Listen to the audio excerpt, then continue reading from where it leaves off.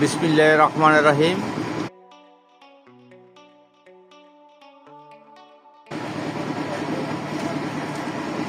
বিসমিল্লাহির রহমানির রহিম।